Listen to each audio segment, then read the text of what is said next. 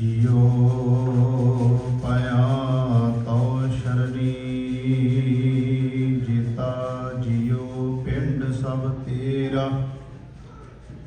तू अंतर जामी पुरख भगवान दासन दास कह जन नानक जेहा तू कराहे तेहा हों करी वखियान। धन वाहिगुरु जी। फरीदा दर दरवेशी गाखड़ी चला दुनिया भत बन उठाई पोटली किथै वंजा भत। फरीदा दर दरवेशी गाखड़ी चला दुनिया भत बन उठाई पोटली किथै वंजा घत।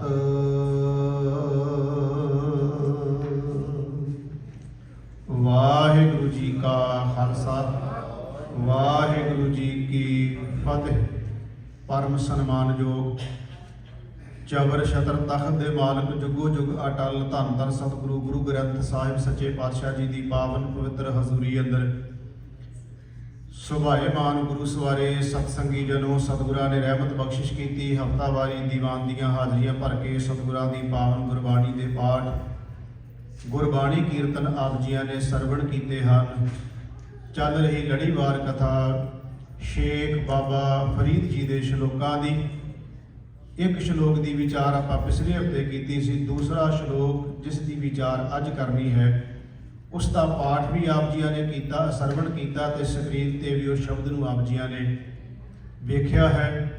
जिमें सतगुरु गरीब नवाज पातशाह महाराज जी मत बुद्ध सोझी बख्शिश करनगे पावन शब्द की विचार होगी। करो कृपा सारे माई भाई असीस बख्शो प्यार सहित गज वज के आखिए जी सतनाम श्री वाहिगुरु जी। करो कृपा सारे सतनाम श्री वाहिगुरु जी। शेख बाबा फरीद जी का ये पावन शब्द जिसका पहला आप पाठ किया तो वो अखरी अर्थ पहला समझते हैं, फिर उसकी व्याख्या आप जिवें सतगुरु सोझी बख्शिश करनगे। एक एक अखर के पहला अर्थ हैं। फरीदा फरीदा तो भाव हो गया बाबा फरीद जी। दर दर का मतलब हो गया वाहिगुरु परमात्मा परमेश्वर का दरबार उहदी हाजरी परमेश्वर का घर। दरवेशी दरवेश कहते हैं फकीर नूं। दरवेश का मतलब हो गया तुसीं उहनूं इहों कह लो कोई भगत कह लो संत कह लो गुरमुख कह लो गुरसिख कह लो पूजिया होया कह लो जिहदी प्रभु के दरबार तक पहुँच है। जिहड़ा वाहिगुरु के दर के उत्ते पहुँच कर ली तो ये अखरी अर्थ जे लैने होण ते दरवेश के अखरी अर्थ ने जिहड़ा लटकिया होया है परमात्मा के दर ते। क्योंकि दर मैंने हुंदा है परमात्मा का घर दरवाजा, जिहड़ा दरवाजे ते लटकिया अखरी अर्थ ते ये ने। पर लड़के का मतलब हो गया जिन्हें प्रभु परमात्मा का दर पकड़िया किसी होर दे दर दा वो नहीं, एक वाहिगुरु के दर का इहनूं आसरा है। उहदे दर दे उत्ते सदा लई अपने आप को जिन्हें समर्पित करता उन्होंने कहते हैं दरवेश। फरीदा दर दरवेशी गाखड़ी। गाखड़ी का मतलब हो गया बिखम, गाखड़ी का मतलब हो गया औखी। ये जिहड़ी घाल है दरवेश बनना कोई सौखी गल नहीं है, बहुत बिखम घाटी है। फरीदा दर दरवेशी गाखड़ी चला दुनिया भत। हुण इस ते अगे बाबा फरीद साहब जी कहते हैं अपने ते लैके गल नूं कहते मैनू लोग दरवेश कह रहे हैं पर मैं चलदा दुनियादार वांगू हाँ। चलना दुनिया भत भत मैंने भांत भांत मैंने वांग, मैं दुनियादार वांग चलदा हाँ। है मैनू लोग दरवेश कहते हैं पर मैं दरवेश नहीं, वो बहुत बिखम घाटी है। मैं दरवेश नहीं पर लोग मैनू कहते चलदा मैं दुनियादार वांग हाँ। ਇਹ ਸ਼ਲੋਕ ਦੇ ਪਹਿਲਾਂ ਅਸੀਂ ਅਰਥ ਲੈ ਰਹੇ ਹਾਂ। ਫਰੀਦਾ ਦਰ ਦਰਵੇਸ਼ੀ ਗਾਖੜੀ ਚੱਲਣਾ ਦੁਨੀਆ ਪਤ ਬੰਨ ਉਠਾਈ ਪੋਟਲੀ। ਪੋਟਲੀ ਮਾਨੇ ਛੋਟੀ ਜੀ ਗੰਢੜੀ। ਬਾਬਾ ਫਰੀਦ ਸਾਹਿਬ ਜੀ ਕਹਿੰਦੇ ਮੋਹ ਦੀ ਦੁਨੀਆਦਾਰੀ ਦੀ ਮੈਂ ਛੋਟੀ ਜੀ ਇੱਕ ਪੰਡ ਬੰਨੀ ਹੋਈ ਹੈ ਤੇ ਸਿਰ ਦੇ ਉੱਤੇ ਰੱਖ ਲਈ ਹੈ। ਚੱਲਣਾ ਦੁਨੀਆ ਪਤ ਬੰਨ ਉਠਾਈ ਪੋਟਲੀ ਕਿੱਥੇ ਵੰਝਾਂ ਵੰਝਾਂ ਮੈਨੇ ਜਾਵਾਂ ਘੱਤ ਘੱਤ ਮੈਨੇ ਸੁੱਟਾਂ। ਅਰਥ ਇਹਦੇ ਇਹ ਹੋ ਗਏ ਸ਼ਲੋਕ ਦੇ ਕਿ ਬਾਬਾ ਫਰੀਦ ਸਾਹਿਬ ਜੀ ਕਹਿੰਦੇ ਦਰਵੇਸ਼ ਦੀ ਜਿਹੜੀ ਘਾਲਣਾ ਹੈ ਬਹੁਤ ਵਿਖਮ ਹੈ, ਬਹੁਤ ਔਖੀ ਹੈ। ਮੈਂ ਦੁਨੀਆਦਾਰ ਵਾਂਗ ਚੱਲਦਾ ਹਾਂ ਤੇ ਦੁਨੀਆਦਾਰ ਵਾਂਗ ਹੀ ਮੋਹ ਦੀਆਂ ਪੰਡਾਂ ਚੁੱਕ ਕੇ ਸਿਰ ਤੇ ਤੁਰਿਆ ਫਿਰਦਾ ਹੈ। ਲੋਕ ਮੈਨੂੰ ਦਰਵੇਸ਼ ਕਹਿ ਰਹੇ ਨੇ। ਇਹ ਨੇ ਆਖਰੀ ਅਰਥ ਇਹਦੇ। ਹੁਣ ਅਸੀਂ ਇਹਨੂੰ ਦੋ ਭਾਗਾਂ 'ਚ ਸ਼ਬਦ ਨੂੰ ਵਿਚਾਰਨਾ ਹੈ। ਇੱਕ ਤਾਂ ਪਹਿਲਾਂ ਅਸੀਂ ਦਰਵੇਸ਼ ਦੀ ਵਿਆਖਿਆ ਗੁਰੂ ਗ੍ਰੰਥ ਸਾਹਿਬ ਵਿੱਚੋਂ ਦੇਖਣੀ ਹੈ ਤੇ ਫਿਰ ਜਿਹੜਾ ਨਹੀਂ ਦਰਵੇਸ਼ ਉਹਦੀ ਵੀ ਗੁਰੂ ਗ੍ਰੰਥ ਸਾਹਿਬ 'ਚੋਂ ਵਿਆਖਿਆ ਦੇਖਣੀ ਹੈ। ਦੋਵੇਂ ਗੱਲਾਂ ਗੁਰੂ ਗ੍ਰੰਥ ਸਾਹਿਬ ਜੀ 'ਚੋਂ ਦੇਖਣੀਆਂ ਨੇ। ਆਓ ਪਹਿਲਾਂ ਬਾਜੋ ਬਾਬਾ ਫਰੀਦ ਸਾਹਿਬ ਕਹਿ ਰਹੇ ਨੇ ਦਰਵੇਸ਼ ਦੀ ਗੱਲ ਕਰਦੇ ਨੇ। ਗੁਰੂ ਗ੍ਰੰਥ ਸਾਹਿਬ ਦੀ ਬਾਣੀ ਅੰਦਰ ਸਤਿਗੁਰੂ ਮਹਾਰਾਜ ਜੀ ਨੇ ਕਿਹਾ ਕਿ ਉਹਨੂੰ ਸ਼ਬਦ ਤੁਸੀਂ ਮੈਂ ਜਿਵੇਂ ਸ਼ੁਰੂ 'ਚ ਕਿਹਾ ਹੈ, ਭਾਵੇਂ ਉਹਨੂੰ ਸ਼ਬਦ ਤੁਸੀਂ ਸੰਤ ਕਹਿ ਲਓ, ਸਾਧ ਕਹਿ ਲਓ, ਗੁਰਮੁਖ ਕਹਿ ਲਓ, ਗੁਰਸਿੱਖ ਕਹਿ ਲਓ, ਬ੍ਰਹਮ ਗਿਆਨੀ ਕਹਿ ਲਓ, ਫਕੀਰ ਕਹਿ ਲਓ, ਇਹ ਸ਼ਬਦ ਸਾਰੇ ਇੱਕ ਹੀ ਨੇ। ਇੱਥੇ ਤੱਕ ਪਹੁੰਚਣਾ ਕੋਈ ਸੌਖੀ ਗੱਲ ਨਹੀਂ, ਬਹੁਤ ਵਿਖਮ ਘਾਲਣਾ ਘਾਲਣੀ ਪੈਂਦੀ ਹੈ ਇਸ ਤੱਕ ਪਹੁੰਚਣ ਲਈ। ਗੁਰੂ ਗ੍ਰੰਥ ਸਾਹਿਬ ਦੀ ਬਾਣੀ 'ਚ ਦੇਖਾਂਗੇ ਮਹਾਰਾਜ ਨੇ ਕਿਹਾ ਕਿ ਜਿਹੜਾ ਦਰਵੇਸ਼ ਹੈ ਉਹਦੇ ਲੱਛਣ ਕੀ ਨੇ, ਕਿਉਂਕਿ ਅਸੀਂ ਪਹਿਲਾਂ ਦਰਵੇਸ਼ ਦੀ ਗੱਲ ਕਰ ਲਈਏ ਤਾਂ ਕਿ ਪਤਾ ਚੱਲ ਜਾਏ ਉਹਦੇ ਲੱਛਣ ਕੀ ਨੇ, ਦਰਵੇਸ਼ ਤੋਂ ਭਾਵ ਕੀ ਹੈ ਤੇ ਦਰਵੇਸ਼ ਦੀ ਜ਼ਿੰਦਗੀ ਕਿੱਦਾਂ ਦੀ ਹੈ। ਗੁਰੂ ਨਾਨਕ ਸੱਚੇ ਪਾਤਸ਼ਾਹ ਦਾ ਸ਼ਬਦ ਹੈ ਬੜਾ ਪਿਆਰਾ। ਸਤਿਗੁਰੂ ਮਹਾਰਾਜ ਜੀ ਕਹਿੰਦੇ ਹੁਕਮ ਰਜ਼ਾਈ ਸਾਖਤੀ। ਮੈਂ ਹੁਣ ਦਰਵੇਸ਼ ਦੇ ਅਰਥ ਕਰ ਰਿਹਾ। ਹੁਕਮ ਰਜ਼ਾਈ ਸਾਖਤੀ। ਸਾਖਤੀ ਮੈਨੇ ਦਾ ਬਨਾਵਟ, ਬਨਾਵਟ ਮੈਨੇ ਹੋ ਗਿਆ ਪਰਮਾਤਮਾ ਨਾਲ ਮਿਲਾਪ ਦਾ ਸਾਧਨ। ਮਹਾਰਾਜ ਗੁਰੂ ਨਾਨਕ ਸਾਹਿਬ ਕਹਿੰਦੇ ਹੁਕਮ ਰਜ਼ਾਈ ਸਾਖਤੀ। ਜਿਹੜਾ ਜੀਵ ਪਰਮਾਤਮਾ ਦੇ ਹੁਕਮ ਤੇ ਉਹਦੀ ਰਜ਼ਾ ਨੂੰ ਮੰਨਦਾ ਹੈ ਉਹਨੂੰ ਗੁਰੂ ਨਾਨਕ ਸਾਹਿਬ ਦਰਵੇਸ਼ ਕਹਿ ਰਹੇ ਨੇ। ਹੁਕਮ ਰਜ਼ਾਈ ਸਾਖਤੀ ਮਹਾਰਾਜ ਕਹਿੰਦੇ ਨੇ ਉਹਨੂੰ ਹੁਕਮ ਤੇ ਰਜ਼ਾ ਪ੍ਰਭੂ ਪਰਮਾਤਮਾ ਨਾਲ ਇੱਕ ਮਿਕਤਾ ਜਿਹਦੀ ਹਾਸਲ ਹੋ ਜਾਂਦੀ ਹੈ। ਹੁਕਮ ਰਜ਼ਾਈ ਸਾਖਤੀ ਮਹਾਰਾਜ ਕਹਿੰਦੇ ਦਰਵੇਸ਼ੀ ਕੋ ਜਾਣ। ਉਹ ਜਿਹੜਾ ਦਰਵੇਸ਼ ਹੈ ਮਨੁੱਖ ਜਿਹੜਾ ਹੁਕਮ ਤੇ ਪ੍ਰਭੂ ਪਰਮਾਤਮਾ ਦੀ ਰਜ਼ਾ ਦੀ ਮੰਨਦਾ ਹੈ, ਸਤਿਗੁਰੂ ਗਰੀਬ ਨਿਵਾਸ ਸੱਚੇ ਪਾਤਸ਼ਾਹ ਮਹਾਰਾਜ ਜੀ ਕਹਿੰਦੇ ਨੇ ਉਹਨੂੰ ਦਰਵੇਸ਼ ਕਿਹਾ ਜਾਂਦਾ ਹੈ। ਹੁਕਮ ਰਜ਼ਾਈ ਸਾਖਤੀ ਉਹ ਹੁਕਮ ਤੇ ਰਜ਼ਾ ਨੂੰ ਪੂਰਨ ਤੌਰ ਤੇ ਆਪਣੀ ਜ਼ਿੰਦਗੀ ਵਿੱਚ ਧਾਰਨ ਕਰਦਾ ਹੈ, ਮੰਨਦਾ ਹੈ। ਪਰ ਸਤਿਗੁਰੂ ਗੁਰੂ ਨਾਨਕ ਦੇਵ ਸੱਚੇ ਪਾਤਸ਼ਾਹ ਮਹਾਰਾਜ ਜੀ ਕਹਿੰਦੇ ਨੇ ਹੁਕਮ ਰਜ਼ਾਈ ਸਾਖਤੀ ਦਰਗਾਹ ਸੱਚ ਕਬੂਲ। ਉਹ ਪਰਮਾਤਮਾ ਦੇ ਦਰ ਤੇ ਕਬੂਲ ਹੋ ਜਾਂਦਾ ਹੈ। ਹੁਕਮ ਰਜ਼ਾਈ ਸਾਖਤੀ ਦਰਗਾਹ ਸੱਚ ਕਬੂਲ। ਸਾਹਿਬ ਲੇਖਾ ਮੰਗ ਸੀ ਦੁਨੀਆ ਦੇਖ ਨਾ ਭੂਲ। ਉਹ ਬੰਦਿਆ ਦੁਨੀਆਦਾਰੀ ਨੂੰ ਵੇਖ ਕੇ ਕਿਤੇ ਭੁੱਲ ਨਾ ਜਾਈ, ਕਿਉਂਕਿ ਪ੍ਰਭੂ ਪਰਮਾਤਮਾ ਦੇ ਦਰਬਾਰ ਵਿੱਚ ਹਿਸਾਬ ਕਿਤਾਬ ਸਭ ਹੋਣਗੇ। ਹੁਕਮ ਰਜ਼ਾਈ ਸਾਖਤੀ ਦਰਗਾਹ ਸੱਚ ਕਬੂਲ। ਸਾਹਿਬ ਲੇਖਾ ਮੰਗ ਸੀ ਦੁਨੀਆ ਦੇਖ ਨਾ ਭੂਲ। ਦਿਲ ਦਰਵਾਨੀ ਜੋ ਕਰੈ ਦਰਵੇਸ਼ੀ ਦਿਲ ਰਾਸ। ਇਹ ਹੈ ਦਰਵੇਸ਼। ਦਿਲ ਦਰਵਾਨੀ, ਦਰਵਾਨੀ ਦਾ ਮਤਲਬ ਹੋ ਗਿਆ ਦਰਵਾਜ਼ਾ, ਆਪਣਾ ਘਰ। ਉਹਨੂੰ ਦਰਵੇਸ਼ ਕਹਿੰਦੇ ਆ ਜਿਹੜਾ ਆਪਣੇ ਖੁਦ ਘਰ ਵਿੱਚ ਵੇਖਦਾ ਕਿ ਮੈਂ ਕੀ ਕਰ ਰਿਹਾ ਹਾਂ, ਉਹਨੂੰ ਦਰਵੇਸ਼ ਕਹਿੰਦੇ ਨੇ। ਗੁਰੂ ਨਾਨਕ ਸਾਹਿਬ ਕਹਿੰਦੇ ਨੇ ਕਿ ਉਹਦੇ ਲੱਛਣ ਕੀ ਨੇ। ਦਿਲ ਦਰਵਾਨੀ ਜੋ ਕਰੇ, ਜਿਹੜਾ ਆਪਣੇ ਦਿਲ ਦੀ ਪਹਿਰੇਦਾਰੀ ਕਰਦਾ, ਰਾਖੀ ਕਰਦਾ। ਦਰਵੇਸ਼ੀ ਕੋ ਰਾਸ, ਉਹ ਅਸਲ ਵਿੱਚ ਪ੍ਰਮਾਤਮਾ ਦੇ ਦਰ ਤੇ ਕਬੂਲ ਹੁੰਦਾ ਹੈ। ਸਤਿਗੁਰੂ ਗੁਰੂ ਨਾਨਕ ਦੇਵ ਸੱਚੇ ਪਾਤਸ਼ਾਹ ਮਹਾਰਾਜ ਜੀ ਕਹਿੰਦੇ ਨੇ ਉਹਨੂੰ ਇਉਂ ਸਮਝ ਲਓ ਪ੍ਰਭੂ ਦੀ ਹਾਜ਼ਰੀ ਮਿਲ ਗਈ, ਪ੍ਰਭੂ ਦਾ ਦਰ ਮਿਲ ਗਿਆ, ਪ੍ਰਭੂ ਦਾ ਘਰ ਮਿਲ ਗਿਆ। ਦਿਲ ਦਰਵਾਨੀ ਜੋ ਕਰੈ ਦਰਵੇਸ਼ੀ ਦਿਲ ਰਾਸ। ਇਸ਼ਕ ਮੁਹੱਬਤ ਨਾਨਕਾ ਲੇਖਾ ਕਰਦੇ ਪਾਸ। ਪ੍ਰਭੂ ਦੇ ਦਰਬਾਰ ਵਿੱਚ ਉਹਦਾ ਵੀ ਲੇਖਾ ਹੈ, ਪਰ ਉਹਦਾ ਲੇਖਾ ਦਾ ਨਾਮ ਜਪਿਆ, ਉਹਨੇ ਪ੍ਰਮਾਤਮਾ ਦੀ ਸਿਫਤ ਸਲਾਹ ਵਡਿਆਈ ਕੀਤੀ, ਉਹ ਹੈ। ਆਓ ਗੁਰੂ ਗ੍ਰੰਥ ਸਾਹਿਬ ਦੀ ਬਾਣੀ 'ਚ ਹੋਰ ਦੇਖੀਏ। ਬਾਬਾ ਫਰੀਦ ਸਾਹਿਬ ਨੇ ਦਰਵੇਸ਼ ਦੀ ਜੋ ਵਿਆਖਿਆ ਕੀਤੀ ਹੈ, ਦਿਲੋਂ ਮੁਹੱਬਤ ਜਿਨ ਸੇਈ ਸੱਚਿਆ, ਜਿਨ ਮਨ ਹੋਰ ਮੁਖ ਹੋਰ ਸੇ ਕਾਂਡੇ ਕੱਚਿਆ, ਰਤੇ ਇਸ਼ਕ ਖੁਦਾਏ ਰੰਗ ਦੀਦਾਰ ਕੇ, ਵਿਸਰਿਆ ਜਿਨ ਨਾਮ ਤੇ ਭੋਏ ਭਾਰ ਦੀਏ। ਅੱਗੇ ਦਰਵੇਸ਼ ਦੀ ਵਿਆਖਿਆ ਹੈ। ਆਪ ਲੀਏ ਲੜ ਲਾਏ ਦਰ ਦਰਵੇਸ਼ ਸੇ। ਜਿਹੜਾ ਪ੍ਰਭੂ ਦੇ ਦਰ ਦੇ ਉੱਤੇ ਢਹਿ ਪਿਆ ਉਹਨੂੰ ਦਰਵੇਸ਼ ਕਹਿੰਦੇ। ਆਪ ਲੀਏ ਲੜ ਲਾਏ ਦਰ ਦਰਵੇਸ਼ ਸੇ, ਤੇਰੇ ਧਨ ਜਨੇਂਦੀ ਮਾਓ ਆਏ ਸਫਲ ਸੇ। ਪਰਵਦਗਾਰ ਅਗਮ ਬੇਅੰਤ ਤੂੰ, ਜਿਨ੍ਹਾਂ ਪਛਾਤਾ ਸੱਚ ਚੁੰਮਾ ਪੈਰ ਮੂੰ। ਤੇਰੀ ਪਨੈ ਖੁਦਾਏ ਤੂੰ ਬਖਸ਼ੰਦਗੀ, ਸ਼ੇਖ ਫਰੀਦੈ ਖੈਰ ਦੀਜੈ ਬੰਦਗੀ। ਆਓ ਗੁਰੂ ਅਮਰਦਾਸ ਮਹਾਰਾਜ ਜੀ ਜੋ ਦਰਵੇਸ਼ ਦੀ ਵਿਆਖਿਆ ਕਰਦੇ ਆ। ਸਤਿਗੁਰੂ ਗੁਰੂ ਅਮਰਦਾਸ ਸੱਚੇ ਪਾਤਸ਼ਾਹ ਮਹਾਰਾਜ ਜੀ ਦਾ ਵਚਨ ਹੈ ਦਰਵੇਸ਼ੀ ਕੋ ਜਾਣ ਸੀ।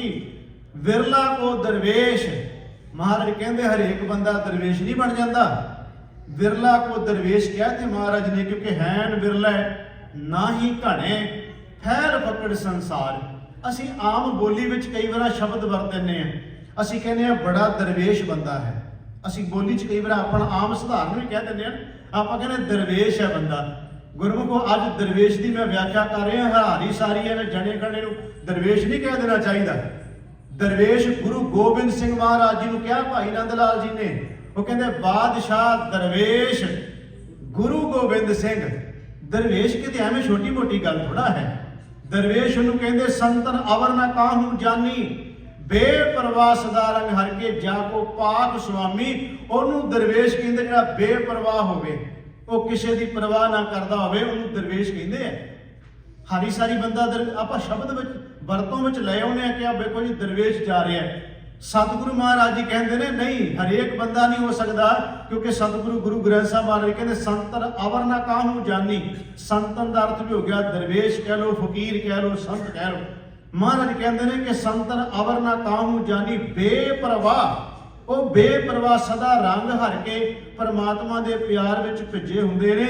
ਮਹਾਰਾਜ ਕਹਿੰਦੇ ਅਵਰ ਨਾ, ਉਹ ਦੂਜੇ ਕਿਸੇ ਹੋਰ ਨੂੰ ਜਾਣਦੇ ਨਹੀਂ। ਮੈਂ ਤੁਹਾਨੂੰ ਚਲੋ ਇੱਕ ਸਾਖੀ ਸੁਣਾ ਦਿੰਦਾ ਕਿ ਦਰਵੇਸ਼ ਕੀ ਹੁੰਦਾ ਹੈ।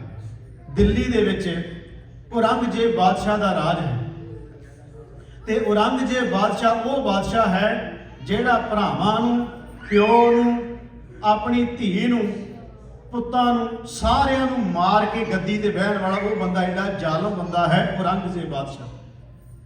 ਉਹਦੇ ਹੀ ਰਾਜ ਦੇ ਅੰਦਰ ਮੈਂ ਹੁਣ ਦਰਵੇਸ਼ ਦੀ ਗੱਲ ਕਰ ਲੱਗਾ ਕਿ ਕਿਹੋ ਜਿਹਾ ਦਰਵੇਸ਼ ਹੁੰਦਾ ਹੈ।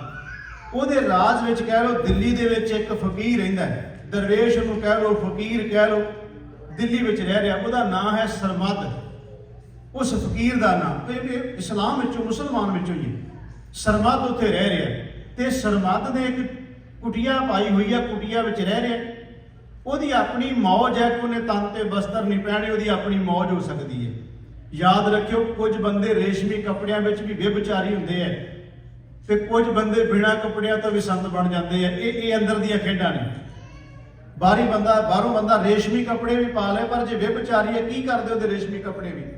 ਪਰ ਜਿਹਨੇ ਆਪਣੇ ਆਪ ਨੂੰ ਮਾਰ ਕੇ ਇੰਦਰੀਆਂ ਨੂੰ ਸੰਕੋਚ ਕੇ ਇਹਨਾਂ ਤੋਂ ਬਚਿਆ ਹੋਇਆ ਹੈ, ਜਿਹੜੇ ਤਨ ਤੇ ਬਸਤਰ ਵੀ, ਸਮਝ ਲਓ ਵੀ ਬੜਾ ਵੱਡਾ ਮਹਾਤਮਾ ਹੈ। ਮੈਂ ਜਿਹੜੀ ਬੇਨਤੀ, ਹੁਣ ਮੈਂ ਇਹ ਨਹੀਂ ਕਹਿ ਰਿਹਾ ਕਿ ਮੈਂ ਕੋਈ ਇਸ ਦੀ ਕਰੋੜਤਾ ਕਰ ਰਿਹਾ, ਮੈਂ ਉਹਦੇ ਨਗਰ ਰਹਿਣਾ ਚਾਹੀਦਾ, ਨਹੀਂ। ਮੈਂ ਜਿਹੜੀ ਗੱਲ ਕਰਨ ਲੱਗਿਆ ਉਹ ਦੇਖਿਓ ਜੀ। ਹੁਣ ਉਹ ਫਕੀਰ, ਉਹਦੀ ਆਪਣੀ ਮੌਜ ਹੈ ਕਿ ਤਨ ਤੇ ਬਸਤਰ ਨਹੀਂ ਪਹਿਨਦਾ। ਉਹਨੇ ਇੱਕ ਕੁਟੀਆ 'ਚ ਰਹਿ ਰਿਹਾ। ਉੱਥੇ ਉਹਨੇ ਇੱਕ ਕੁੱਤੀ ਨੂੰ ਬਾਹਰ ਬੱਧਿਆ ਹੋਇਆ ਹੈ, ਆਪਣੀ ਕੁਟੀਆ ਦੇ ਸਾਹਮਣੇ ਬਾਹਰ ਰਹਿ ਰਹੀ ਹੈ। ਇਹ ਕਬੀਰ ਸਾਹਿਬ ਦੇ ਸ਼ਲੋਕਾਂ ਵਿੱਚ ਵੀ ਆਉਂਦਾ, ਕਬੀਰ ਸੰਤਨ ਕੀ ਝੁਗਿਆ ਭਲੀ ਵੈਸ਼ਨ ਸਾਖਤ ਕੀ ਬੁਰੀ ਮਾਏ। ਉਹਦੀ ਮਾਂ ਬੁਰੀ ਪਰ ਸੰਤਨ ਕੂਕਰ ਭਲੀ। ਕੂਕਰ ਦਾ ਮਤਲਬ ਕੁੱਤਾ। ਉਹਦੇ ਦਰਵਾਜ਼ੇ ਤੇ ਬਾਹਰ ਬੈਠਾ ਹੋਇਆ ਕੁੱਤਾ ਵੀ ਚੰਗਾ, ਜਿਹੜਾ ਫਕੀਰ ਦੇ ਬਾਹਰ ਬੂਹੇ ਤੇ ਬੈਠਾ ਹੈ। ਖੈਰ ਮੈਂ ਜਿਹੜੀ ਬੇਨਤੀ ਕਰਨ ਲੱਗਿਆ ਕਿ ਉਹਨੂੰ ਕਹਿੰਦੇ ਸੀ ਬੇਪਰਵਾਹ। ਔਰੰਗਜ਼ੇਬ ਬਾਦਸ਼ਾਹ ਨੂੰ ਕਿਸੇ ਨੇ ਦੱਸਿਆ, ਕਹਿੰਦੇ ਇਸੇ ਹੀ ਦਿੱਲੀ ਦੇ ਵਿੱਚ ਇੱਕ ਫਕੀਰ ਹੈ, ਉਹਨੂੰ ਬੇਪਰਵਾਹ ਲੋਕੀ ਕਹਿੰਦੇ ਆ। ਤੇ ਇੱਕ ਦਿਨ ਔਰੰਗਜ਼ੇਬ ਬਾਦਸ਼ਾਹ ਹਾਥੀ ਤੇ ਚੜਿਆ, ਉਧਰ ਦੀ ਲੰਘ ਰਿਹਾ ਸੀ। ਜਦੋਂ ਹਾਥੀ ਤੇ ਚੜਿਆ, ਉਧਰ ਦੀ ਲੰਘਿਆ ਤੇ ਉਹਨੇ ਵੇਖਿਆ ਕਿ ਫਕੀਰ ਸੱਚਮੁੱਚ ਹੀ ਆਪਣੀ ਕੁਟੀਆ ਝੁੱਗੀ 'ਚ ਬੈਠਾ। ਇਹਦੇ ਅਹਿਲਕਾਰ ਆਏ, ਉਹਨੇ ਕੋਈ ਧਿਆਨ ਨਾ ਦਿੱਤਾ ਇੱਧਰ ਨੂੰ। ਇਹ ਬਾਦਸ਼ਾਹ ਹਾਥੀ ਤੋਂ ਥੱਲੇ ਉਤਰਿਆ। ਇਹਦੇ ਅਹਿਲਕਾਰਾਂ ਨੇ ਕਿਹਾ ਵੀ ਤੈਨੂੰ ਪਤਾ ਨਹੀਂ ਕਿ ਇੱਧਰ ਔਰੰਗਜ਼ੇਬ ਬਾਦਸ਼ਾਹ ਆ ਰਿਹਾ? ਉਹ ਕਹਿੰਦਾ ਆ ਰਿਹਾ ਹੋਵੇਗਾ, ਮੈਨੂੰ ਕੀ ਉਹਦੇ ਨਾਲ ਆਉਂਦਾ ਹੋਵੇਗਾ, ਮੈਂ ਕੀ ਲੈਣਾ ਬਾਦਸ਼ਾਹ ਤੋਂ। ਉਹਨੇ ਕਿਹਾ ਸਾਰੇ ਝੁਕ ਝੁਕ ਕੇ ਉਹਨੂੰ ਸਲਾਮ ਕਰਦੇ ਐ, ਦੁਨੀਆ ਉਹਦੇ ਅੱਗੇ ਝੁਕਦੀ ਹੈ ਸਾਰੀ, ਤੇ ਤੂੰ ਕਿਉਂ ਨਹੀਂ ਝੁਕਦਾ? ਉਹਨੇ ਕਿਹਾ ਝੁਕਦੇ ਹੋਣਗੇ ਉਹ ਲੋਕ ਜਿਨ੍ਹਾਂ ਨੂੰ ਉਹਦੇ ਗੋਚਰਾ ਕੋਈ ਕੰਮ ਹੋਵੇਗਾ। ਝੁਕਦੇ ਹੋਣਗੇ ਉਹ ਲੋਕ ਜਿਨ੍ਹਾਂ ਲੋਕਾਂ ਦੀ ਕੋਈ ਗਰਜ ਹੋਵੇਗੀ, ਜਾਂ ਝੁਕਦੇ ਹੋਣਗੇ ਉਹ ਲੋਕ ਜਿਹੜੇ ਡਰਦੇ ਹੋਣਗੇ। ਮੈਨੂੰ ਫਕੀਰ ਨੂੰ ਕਾਦੀ ਪਰਵਾਹ ਤੁਹਾਡੇ ਬਾਦਸ਼ਾਹ ਦੀ? ਉਹਨਾਂ ਕਿਹਾ ਸੱਚਮੁੱਚ ਹੀ ਬੜਾ ਬੇਪਰਵਾਹ ਹੈ। ਔਰੰਗਜ਼ੇਬ ਬਾਦਸ਼ਾਹ ਥੱਲੇ ਉਤਰਿਆ, ਉਹਦੇ ਸਾਹਮਣੇ ਗਿਆ, ਉਹਨੂੰ ਜਾ ਕੇ ਕਹਿੰਦਾ ਵੀ ਤੂੰ ਬੜਾ ਆਪਣੇ ਆਪ ਨੂੰ ਜੇ ਬੇਪਰਵਾਹ ਮੰਨਦਾ ਹੈ ਤੇ ਫਿਰ ਇਹ ਦੱਸ ਵੀ ਆਪਣੀ ਕੁਟੀਆ ਦੇ ਸਾਹਮਣੇ ਆ ਕੁੱਤੀ ਕਿਉਂ ਬੱਧੀ ਹੋਈ ਹੈ ਤੂੰ? ਉਤਰਾ ਬੇਪਰਵਾਹ ਕਹਿਣਾ, ਫਿਰ ਪਹਿਰੇਦਾਰਾਂ ਦੀ ਕੀ ਲੋੜ ਹੁੰਦੀ ਹੈ? ਜੇ ਸੰਤੀ ਹੈ, ਤੂੰ ਫਕੀਰ ਹੈ, ਤੈਨੂੰ ਪਹਿਰੇਦਾਰ ਦੀ ਕੀ ਜ਼ਰੂਰਤ ਹੈ? ਬੇਪਰਵਾਹ ਕੀ ਹੁੰਦਾ ਤੇ ਦਰਵੇਸ਼ ਕੀ ਹੁੰਦਾ ਹੈ? ਭਾਵੇਂ ਕਿ ਇਹਦੇ ਬਦਲੇ ਵਿੱਚ ਆਪਾਂ ਦੇਖਾਂਗੇ ਵੀ ਉਹਨੂੰ ਮੌਤ ਦੇ ਘਾਟ ਉਤਾਰਿਆ ਗਿਆ ਸਰਮਦ ਨੂੰ। ਉਹਨੇ ਕਿਹਾ ਤੂੰ ਮੈਨੂੰ ਸਵਾਲ ਕੀਤਾ ਪਹਿਰੇਦਾਰ ਕਿਉਂ? ਤੇਰੇ ਦਰਵਾਜ਼ੇ ਤੇ ਕੁੱਤੀ ਕੀ ਕੰਮ ਕਰਦੀ ਹੈ? ਕਿਉਂ ਰੱਖੀ ਹੈ? ਉਹ ਕਹਿੰਦਾ ਇਸ ਕਰਕੇ ਪਹਿਰੇ ਤੇ ਬੈਠੀ ਹੈ ਵੀ ਤੇਰੇ ਵਰਗਾ ਕੁੱਤਾ ਕਦੇ ਬਿਨਾਂ ਪੁੱਛੇ ਮੇਰੇ ਅੰਦਰ ਨਾ ਆ ਜਾਵੇ। ਹੁਣ ਇਹ ਇੱਕ ਬੰਨੇ ਔਰੰਗਜ਼ੇਬ ਬਾਦਸ਼ਾਹ ਹੋਵੇ, ਜਿਹਨੂੰ ਪਤਾ ਸੀ ਵੀ ਉਹਦੇ ਸਾਹਮਣੇ ਲਫ਼ਜ਼ ਬੋਲਣ ਤੋਂ ਬਾਅਦ ਮਿਲਣਾ ਕੀ ਉਹਦੇ ਬਦਲੇ ਵਿੱਚ, ਕਿਤੇ ਜਾਣਦਾ ਨਹੀਂ ਸੀ ਸਰਮਦ। ਉਹਨੇ ਕਿਹਾ ਇਸ ਕਰਕੇ ਬਾਹਰ ਪਹਿਰਾ ਦੇ ਰਹੀ ਹੈ ਵੀ ਤੇਰੇ ਵਰਗਾ ਕੁੱਤਾ ਕਦੇ ਬਿਨਾਂ ਪੁੱਛਿਆ ਮੇਰੇ ਅੰਦਰ ਨਾ ਆ ਜਾਏ। ਹੁਣ ਉਹਨੇ ਬਹਾਨਾ ਤੇ ਬਣਾਉਣਾ ਸੀ ਮਾਰਨ ਦਾ, ਕੋਈ ਵੀ ਕੀ ਬਹਾਨਾ ਬਣਾਈਏ। ਉਹਨੇ ਕਿਹਾ ਤੂੰ ਨਗਨ ਰਹਿਣਾ, ਇਸਲਾਮ ਦੇ ਵਿਰੁੱਧ ਹੈ। ਉਹਨੇ ਕਿਹਾ ਮੇਰੀ ਮੌਜ ਹੈ, ਤਨ ਢੱਕਾ ਨਾ ਤਾਂ ਢੱਕਾ, ਇਹਦੇ ਤੇਰਾ ਤਾਂ ਕੋਈ ਮਤਲਬ ਹੀ ਨਹੀਂ। ਉਹਨੇ ਕਿਹਾ ਤੂੰ ਕੁਰਾਨ ਅੱਧੀ ਪੜ੍ਹਦਾ ਹੈ, ਇਸਲਾਮ ਦੀ ਤੋਹੀਨ ਹੈ। ਉਹਨੇ ਕਿਹਾ ਮੈਂ ਵਿਦਿਆਰਥੀ ਹਾਂ, ਮੈਂ ਬੱਚਾ ਹਾਂ, ਅੱਧੀ ਪੜ੍ਹਾ ਪੂਰੀ ਪੜ੍ਹਾ, 2 ਲਫ਼ਜ਼ ਪੜ੍ਹਾ, ਇਹ ਵੀ ਗੱਲ ਕੋਈ ਬਣਦੀ ਨਹੀਂ। ਇਉਂ ਕਹਿ ਲਓ ਕਿ ਇਦਾਂ ਦੇ ਬਹਾਨੇ ਬਣਾ ਕੇ ਦਿਨ ਦੀਵੀ ਚੌਂਕ ਵਿੱਚ ਸਰਮਦ ਫਕੀਰ ਦਾ ਕਤਲ ਕਰ ਦਿੱਤਾ ਗਿਆ, ਸਿਰਫ ਇਸ ਕਰਕੇ ਕਿ ਇਹਨੇ ਮੈਨੂੰ ਇਹ ਲਫ਼ਜ਼ ਕਿਉਂ ਬੋਲੇ। ਮੈਂ ਕਹਿ ਰਿਹਾ ਕਿ ਇਹ ਦਰਵੇਸ਼ ਸ਼ਬਦ ਜਿਹੜਾ ਨਾ ਬੜਾ ਉੱਚਾ ਸ਼ਬਦ ਹੈ। ਬਾਬਾ ਫਰੀਦ ਸਾਹਿਬ ਜੀ ਜੋ ਕਹਿ ਰਹੇ ਨੇ, ਫਰੀਦਾ ਦਰ ਦਰਵੇਸ਼ੀ ਗਾਖੜੀ ਚੱਲਾਂ ਦੁਨੀਆ ਭੱਤ, ਬੰਨ ਉਠਾਈ ਪੋਟਲੀ ਕਿੱਥੇ ਵਈਆਂ ਘੱਤ। ਮੈਂ ਬੇਨਤੀ ਕਰ ਰਿਹਾ ਸੀ, ਮਹਾਰਾਜ ਕਹਿੰਦੇ ਸੰਤਨ ਅਵਰ ਨਾ ਕਾਹੂ ਜਾਨੀ, ਬੇਪਰਵਾਹ ਸਦਾ ਰੰਗ ਹਰ ਕੇ ਜਾ ਕੋ ਪਾਕ ਸੁਆਮੀ। ਆਓ ਭਾਈ ਗੁਰਦਾਸ ਜੀ ਨੂੰ ਪੁੱਛੀਏ ਵੀ ਦਰਵੇਸ਼ ਕੀ ਹੁੰਦਾ ਹੈ, ਕੀ ਕਹਿੰਦੇ, ਦਰਵੇਸ਼ ਦੀ ਵਿਆਖਿਆ ਕੀ ਹੈ, ਦਰਵੇਸ਼ ਦਾ ਜੀਵਨ ਕੈਸਾ ਹੁੰਦਾ ਹੈ। ਤੇ ਭਾਈ ਸਾਹਿਬ ਭਾਈ ਗੁਰਦਾਸ ਜੀ ਦਰਖਤ ਦੀ ਉਦਾਹਰਨ ਦਿੰਦੇ ਨੇ ਫਕੀਰ ਦੇ ਨਾਲ, ਦਰਵੇਸ਼ ਦੇ ਨਾਲ। ਕਹਿੰਦੇ ਜੇ ਦਰਵੇਸ਼ ਵੇਖਣਾ ਜੇ ਤਾਂ ਦਰਖਤ ਵਰਗਾ ਹੁੰਦਾ ਦਰਵੇਸ਼। ਹੁਣ ਦਰਖਤ ਦੇ ਕੀ ਗੁਣ ਨੇ? ਪਹਿਲੀ ਗੱਲ ਤੇ ਇਹ, ਦਰਖਤ ਜਿਸ ਜ਼ਮੀਨ ਜਿੱਥੇ ਗੱਡਿਆ ਜਾਏ ਨੱਪਿਆ ਜਾਏ, ਯਾਦ ਰੱਖਿਓ ਉਹਦੀਆਂ ਜੜ੍ਹਾਂ ਪਤਾਲ ਤੱਕ ਜਾਂਦੀਆਂ ਨੇ, ਆਪ ਆਕਾਸ਼ ਤੱਕ ਜਾਂਦਾ ਹੈ। ਤੇ ਦਰਖਤ ਉਹੀ ਅਸਲ ਵਿੱਚ ਉੱਚੀਆਂ ਮੰਜ਼ਿਲਾਂ ਨੂੰ ਪਹੁੰਚਦਾ ਹੈ ਜਿਹੜੀਆਂ ਜੜ੍ਹਾਂ ਪਤਾਲ ਵਿੱਚ ਪਹੁੰਚੀਆਂ ਹੋਣ ਤੇ ਇੱਕ ਜਗ੍ਹਾ ਤੇ ਟਿਕਿਆ ਹੋਇਆ ਹੋਵੇ। ਜੇ ਦਰਖਤ ਮੰਨ ਲਓ ਤੁਸੀਂ ਪੁੱਟ ਕੇ ਅੱਜ ਇੱਥੇ ਲਾ ਲਿਆ, ਕੱਲ ਨੂੰ ਉੱਥੇ ਲਾ ਲਿਆ, ਪਰਸੋਂ ਉੱਥੇ ਲਾ ਲਿਆ, ਉਹ ਦਰਖਤ ਫਲ ਦੇਗਾ? ਉਹ ਦਰਖਤ ਫਲ ਦਿੰਦਾ ਜਿਹੜਾ ਜ਼ਮੀਨ 'ਚ ਇੱਕ ਜਗ੍ਹਾ ਤੇ ਰਵੇ। ਦੂਸਰੀ ਗੱਲ, ਦਰਖਤ ਦੇ ਉੱਤੇ ਜਿੰਨੀਆਂ ਹਨੇਰੀਆਂ ਆਉਂਦੀਆਂ ਨੇ, ਜਿੰਨੇ ਤੂਫਾਨ ਆਉਂਦੇ ਆ, ਜਿੰਨੇ ਗੜੇ ਪੈਂਦੇ ਆ, ਜੋ ਦੁੱਖ ਸੁੱਖ ਉਹਦੇ ਉੱਤੇ ਆਉਂਦਾ ਹੈ ਸਾਰਾ ਆਪਣੇ ਸਰੀਰ ਤੇ ਹੰਢਾਉਂਦਾ ਹੈ। ਇਹ ਗੁਣ ਹੋ ਗਿਆ। ਫਿਰ ਦਰਖਤ ਨੂੰ ਕੋਈ ਕੱਟਣ ਆ ਜਾਏ, ਉਹ ਆਪਣਾ ਆਪ ਕਟਵਾ ਵੀ ਲੈਂਦਾ ਹੈ। ਕਟਵਾਉਣ ਵਾਲਾ, ਕੱਟਣ ਵਾਲਾ ਜਿਹੜਾ ਕੱਟ ਰਿਹਾ ਹੈ, ਮੰਨ ਲਓ ਉਹਨੂੰ ਜ਼ਰੂਰਤ ਪੈ ਗਈ ਬਾਲਣ ਦੀ, ਤੇ ਇਹ ਦਰਖਤ ਉਹਦਾ ਸੰਸਕਾਰ ਕਰਨ ਲਈ ਵੀ ਕੰਮ ਆ ਜਾਂਦਾ ਹੈ। ਬੜੇ ਗੁਣ ਭਾਈ ਸਾਹਿਬ ਨੇ ਦੱਸੇ ਨੇ, ਮੈਂ ਸਿਰਫ ਉਦਾਹਰਨ ਲੈ ਰਿਹਾ। ਭਾਈ ਸਾਹਿਬ ਨੇ ਗੱਲ ਕੀਤੀ ਵੜੇਵੇਂ ਤੋਂ ਸ਼ੁਰੂ ਕਰਕੇ ਇੱਕ ਬੂਟੇ ਦੀ ਗੱਲ ਕੀਤੀ ਹੈ, ਤੇ ਭਾਈ ਸਾਹਿਬ ਉਹਦੇ ਵਿੱਚ ਦਰਵੇਸ਼ ਦੀ ਮੈਂ ਜੋ ਉਹਦੀ ਵਿਆਖਿਆ ਵੇਖੀ ਹੈ, ਉਹ ਸੱਚਮੁੱਚ ਦਰਵੇਸ਼ ਤੇ ਢੁਕਦੀ ਹੈ। ਭਾਈ ਸਾਹਿਬ ਕਹਿੰਦੇ ਨੇ ਜਿਹੜਾ ਵੜੇਵਾ ਹੁੰਦਾ ਹੈ ਨਾ, ਅਸੀਂ ਹੁਣ ਤਨ ਤੇ ਕੱਪੜਾ ਪਾਇਆ, ਇਹ ਕੱਪੜੇ ਦੇ ਪਿੱਛੇ ਜਦੋਂ ਤੁਸੀਂ ਡੰਗਿਆਈ ਤੱਕ ਜਾਓਗੇ ਤੇ ਗੱਲ ਜਾ ਕੇ ਵੜੇਵੇਂ ਤੱਕ ਪਹੁੰਚਣੀ ਹੈ।